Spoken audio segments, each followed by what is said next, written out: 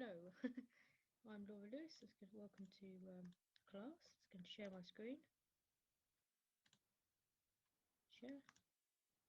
Okay, so let's open this up. Okay, so today's class looking at non-renewable energy, and we're going to look at especially fossil fuel today. Nuclear will be another video. Okay, so looking at an overview of the different types of fossil fuels and understanding how each fossil fuel forms and the effects of burning fuels on the earth, and discussion of the benefits and drawbacks of each fossil type. Okay, so what does non-renewable mean? Okay, so non-renewable means that there's a finite amount of material. So it means one day it will run out. So if you look at the graph, you've got oil in blue, gas in red, coal in another green. Okay, so what this means is that oil has the shortest, what's called lifetime. So the oil will run out by about 2051 if we continue to use it as we do. The gas will run out 2061, and coal will run out the longest, so in 2081 has gone past. Okay, so they all have finite amounts, so that in our lifetimes they could possibly run out if we don't take care not to use them all too much. Okay, go to the next slide. So UK's energy use in 2020. So 40.7% gas-fired power stations. This is what the UK uses. The world one could be a little bit different. Let's look at the UK. So 40.7% gas-fired power stations, 28.1% renewables. So that's obviously wind, solar, tidal. Other ones, I've got another video on renewable energy.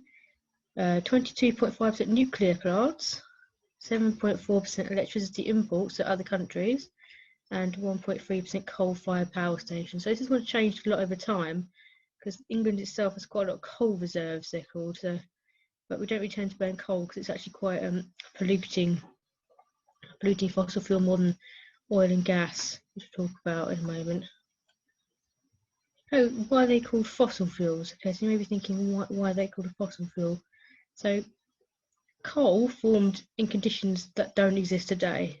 Okay, so it formed approximately 300 million years ago from the remains of plants that grew in swamps.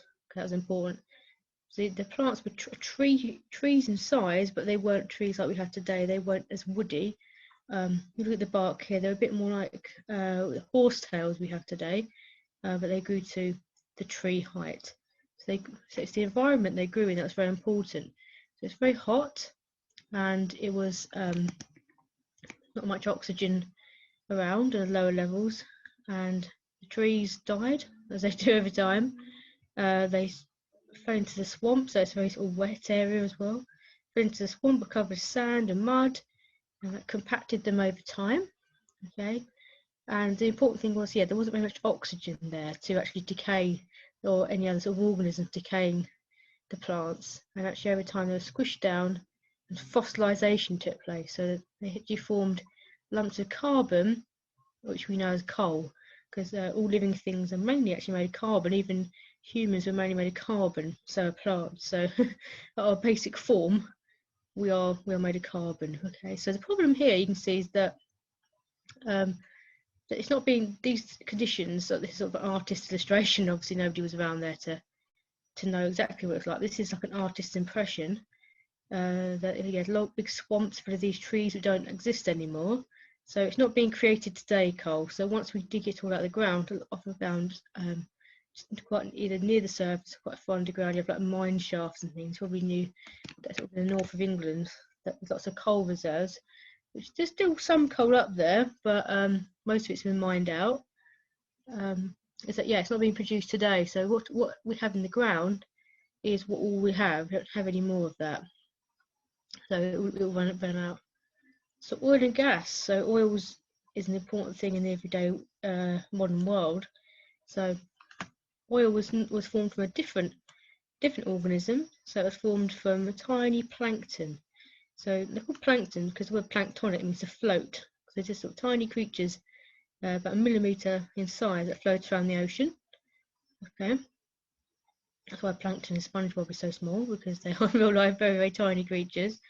Some of them can photosynthesize. Some of them are little tiny little crustaceans, like someone's like a little crab. Okay, they do exist today, but the process the actual forming oil takes millions of years. So again, the oil and gas were formed millions to hundreds of millions years ago. It's more the process that takes a long time this time. So tiny ocean creatures, yeah, called plankton, these little guys, okay, fell to the sea floor. So it's again more in the ocean this happened. Covered in sediments, there's mud, and mud covered them, some sand. And again, the bottom of the ocean has very little oxygen. So they were squished down and compressed. And again, there wasn't hardly any living creatures there, like bacteria and things, to break their bodies down. And they were fossilized as like a sludge. Okay, sludge layer, and that's what we know as oil, because this picture you see was known as crude oil. So that's sort of the oil that actually comes out of the ground. Okay, then you might see films where they dig down and the oil comes out under its own pressure. It actually can happen. This oil can come out under its own pressure, first of all. Okay, but it comes out as crude oil. So it's a very sticky, sort of black kind of tar-like substance comes out. It's not very nice. You wouldn't want to get it on your skin or anything. Also quite carcinogenic, so it could actually cause cancers and things. Pure oil. So yeah, it's not a great substance to be in contact with for too long. Okay, so gas is associated with oil. It sits on top of the oil. So this is an oil rig.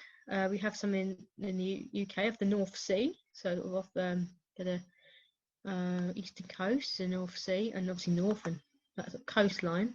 We have lots of these oil rigs, and I'm actually always surprised how big they are. If you just look up an oil rig, how big it is.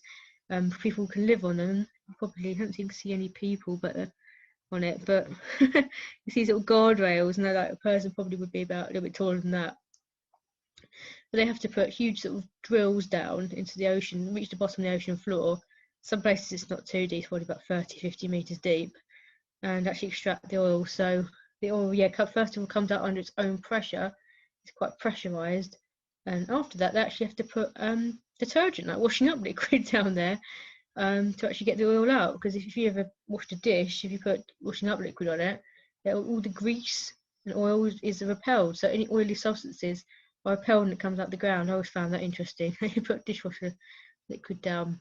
Again, you probably can see the problem with this, can't you? Is that sometimes it's sort of weather conditions make them come to wreck on the shores and things, and obviously you could get oil leaks. You probably see oil tankers as well, like big boats that carry oil. Sometimes unfortunately get wrecked and cause a lot of damage to the environment. So that's obviously a negative there. Is it cause damage to the environment? So oil, you'll probably find out in your lesson, is not just used for fuel. Okay, so oil was known to be broken down. It's called a fractionating column. Okay, so it heats up the crude oil. The crude oil comes out the ground, and the substances that have the lowest boiling points rise to the top because they cool down the slowest, and the substances that have the highest boiling points sink to the bottom. So you've got fuel oil. So for heating, you might have an oil-based heating system. I used to have one. I lived in the countryside, and oil, so to have your oil delivered every winter. Ships, yeah, those big ships, or the big cargo ships, use fuel oil. Lubricating oil, so for engines, waxes, polishes, paraffin wax, you might have heard of. Diesel, the cars, tractors, big sort of equipment. Jet, so kerosene, jet fuel, and paraffin. Okay, so that's paraffin lamps. Okay, you get that. Naphtha, that's chemicals, pharmaceuticals. Some actually pharmaceuticals come from oil. And one of the top ones, petrol, again for cars, and right at the top, can't see it's coming as bottled gas. So yeah, the gas is always on top. It's always associated with the oil. Okay, so we've got some problems here. Okay, so lots of things, lots of chemicals we don't really want in our atmosphere created by burning oil and coal. So a power station like this, it's not just nuclear power plants that have cooling towers. Coal and gas fired power stations also have cooling towers. I think it's Simpsons is playing for that one, isn't it? Like Homer sliding down starting on one of those. No, but it's coal and gas also have cooling towers, these are called. So when you burn fossil fuels, so oil, coal and gas, you release sulfur dioxide, nitrogen dioxide and carbon dioxide. Okay, so sulfur dioxide and nitrogen dioxide cause an immediate effect. So they cause gases to combine with the water droplets in the clouds and form acid rain. So it's acidic gases, so the gases that can cause acids to form in the clouds.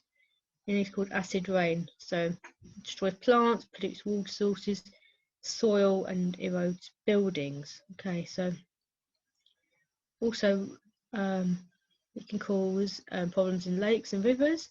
So it can actually kill the fish because it causes it to become too acidic. Okay, carbon dioxide can also do this. Not often talked about. Carbon dioxide can actually get into clouds and form something called carbonic acid. And you may also know, I've heard of coral bleaching. So it's when corals die because the carbon dioxide actually gets into the atmosphere and gets dissolved in the oceans. Because carbon dioxide dissolves in water. That's where fizzy drinks come from. Is that they actually dissolved in water. Okay, so bad for the ocean because marine organisms can only tolerate a certain amount of acidity before they start to die because they can't live in the too acidic conditions. So carbon dioxide. So this is our long-term damage one. So when you have exams and these are GCSE, it's not always full enough answer just to say it can cause pollution. Okay, carbon dioxide doesn't just do that. Okay, one of the main problems is global warming and climate change. Okay, so natural greenhouse effects. So our Earth does have a natural greenhouse effect, you can see here. So sun emits solar radiation, mainly in the form of light, luckily for us. Some stars emit X-rays and things that would kill us, but no, the sun fairly friendly. Let's wear suntan lotion if it's a hot day, but mainly it's quite friendly. So solar radiation comes in, okay, form of heat and light, mainly a little bit of heat, infrared, and the heat is absorbed by some of the Earth and re-radiated. So it's sort of deflected or it's absorbed and re-radiated. Because any objects with a temperature radiate energy. So humans, we actually radiate energy, but any warm object does. And some of the greenhouse gases in the atmosphere, so carbon dioxide is a greenhouse gas. Nitrogen dioxide is also a greenhouse gas to a lesser extent, but it does, and CH4, that's methane. So they're all greenhouse gases. Carbon dioxide is the main player, okay, the greenhouse gases. Is that actually we do need a little bit of carbon dioxide in the atmosphere to actually keep some of our heat in, because without this natural greenhouse effect, the average temperature of the Earth would be minus 15 all over. So we do need a little bit to keep us warm, because we're rather cold. We won't be able to grow anything without the natural greenhouse effect. So that's the natural greenhouse effect there. Some of the heat still escapes into space. Okay, inevitably it does. But if you have large amounts of carbon dioxide in the atmosphere, it acts a bit like a blanket around the Earth. Well, I'd say the blanket effect is better than the greenhouse effect, but that's what it's called, the greenhouse effect. So that's a bit like a blanket, whereas the solar radiation comes in as usual. Re-radiated heat is the same, but more of the heat is trapped in the atmosphere. So actually we keep hold of our heat more and less heat escapes in space. So carbon dioxide is actually causing, increasing carbon dioxide is causing the Earth to warm up. So that's the reason. That's a really huge drawback of burning fossil fuels, is that they emit carbon dioxide. So the drawback, so emit carbon dioxide, go back one, and they actually cause acid rain, okay, by forming acids with rainwater. So if we looked at a benefit, okay, is that we already have it's a bit like a geography lesson now, we already have the infrastructure in place to burn oil and gas, because it's historic, isn't it, that's what we first discovered. So the infrastructure is in place, so the oil rigs are already there, okay, so if you stop using them, they'll just be left to nothing, okay. I'm not saying obviously that's the right thing, just saying that is a benefit, is the infrastructure is already there, okay. We've obviously got fires that burn coal, okay, and also the oil has lots of fractions that are useful for everyday lives, okay. But obviously the disadvantages going again, they cause acid rain, they cause obviously damage to the environment for acid rain, that can kill marine life, and the aquatic life, that means lives in water. And obviously the big disadvantage is the greenhouse effect. If you're going to go for the fallout, the human enhanced greenhouse effect is actually the main drawback of burning fossil fuels. So a lot of the time we call it climate change rather than global warming, because not all of the places on Earth are going to get warmer. Overall, the temperature of the Earth goes up, but not every place will see the same amount of warming. So it can cause circulation changes. That means the atmosphere changes its circulation pattern, and you have more rain in some parts of the world, less rain, like droughts in another place. It's a very, very complicated question to answer exactly what will go on. People are doing that all the time, trying to answer what happened. But the best thing to do is try to burn less these fossil fuels, because the only advantage really is the infrastructure is in place to keep using them, and it saves sometimes it saves some of the government's money and things just to keep using it, which has to be sort of that's to find a different solution in the future, kind of delaying a problem. Okay, so just going back over the learning aims. So overview the different types of fossil fuels. So it's coal, oil, and gas, natural gas. Understanding how each fossil fuel forms. It's very tongue twisting. Fossil fuel forms and the effect of burning fuels on the earth. Okay, so we saw that about how they form. So the coal was formed from fossil plants in swamps about 300 million years ago in a period known as the Carboniferous. Okay, carbon formed the Carboniferous, and the oil was formed from planktonic organisms, or plankton for short, which died and sank to the bottom of the ocean. So coal is plants. Sometimes you find fossils in the coal of plants, and oil is plankton. Okay, tiny organisms. So how they formed? They're not being formed today. That oil could be being formed, but it's extremely slow. It takes millions of years to even form that, so we can't count on it obviously being formed at a fast enough rate for our use. Effects of burning fuels in the earth, so that's the acid rain, and the obviously global warming, so the climate change, and a discussion of benefits and drawbacks. Benefits and drawbacks of coal and oil is that we already have the infrastructure in place. There's another oil rig there to remind us. The infrastructure already in place to extract it. Okay, it would save money for the government to keep using that. Obviously, the drawbacks are obviously the effects on the earth, so the acid rain and the climate change caused by carbon dioxide. I keep saying is that lots of students just say, oh, it was pollution.